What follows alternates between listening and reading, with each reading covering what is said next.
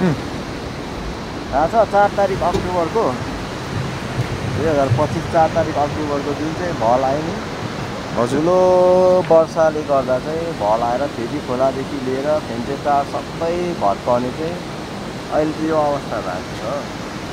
यहाँ भर्खरै हिजो अस्ति 1 हप्ता पनि भएको छैन यो रोडहरू जोडिएको फेन्चेटार बजार पुग्ने रोड हो।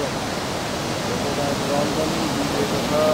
यहाँ उँभो जाने फेदी खोलाको त जोडेको पनि छैन होला रोड अहिले अवस्था यस्तो भएको छ अहिले है।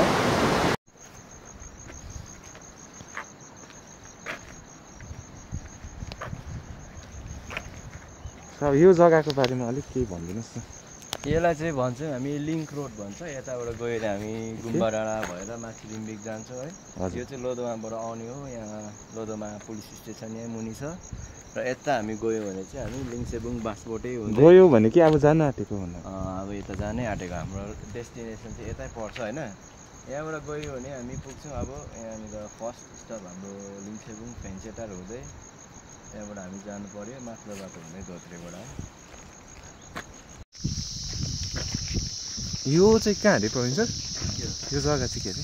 यो के भन्छ यसलाई 10 माइल धोत्रे। सो यो बाटो चाहिँ यहाँबाट जान्छ अरे टङ्ग्लु जाने बनिँदैछ अरे। सो यहाँदेखि चाहिँ छिटो पनि हुन्छ अरे। बेसिकली हाम्रो स्कुटी चाहिँ यहाँनिर छ। हामीले चिप्स किनेको छौँ। हर घर जल त यहाँ पनि आइपुगेको छ। एन्ड हामीले चिप्स किनेको छ बाटोको लागि। सो ओके गाइज यहाँ माथि चढेर खिच्नु पनि भएन नि अप्ठ्यारो भयो।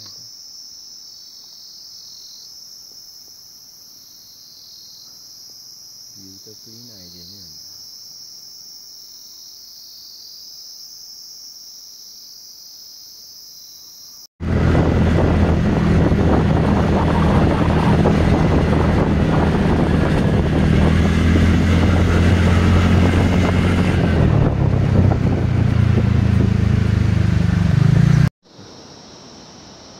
टुर चाहिँ दिन चाहिँ दामी भयो है। अरू केही होइन भइन्छ। अनि जग्गाहरू चिनाइदिनुहोस् न।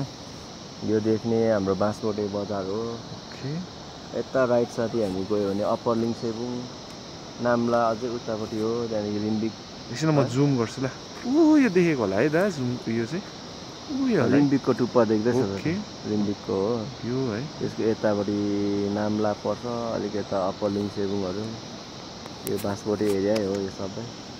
यहाँ माथि के भन्छ यो टपको गाउँ चाहिँ ओके यहाँनिर चाहिँ फरेस्ट त्यहाँदेखि यहाँनिर यतापट्टि आयो भने यहाँ दिल्पा पर्छ।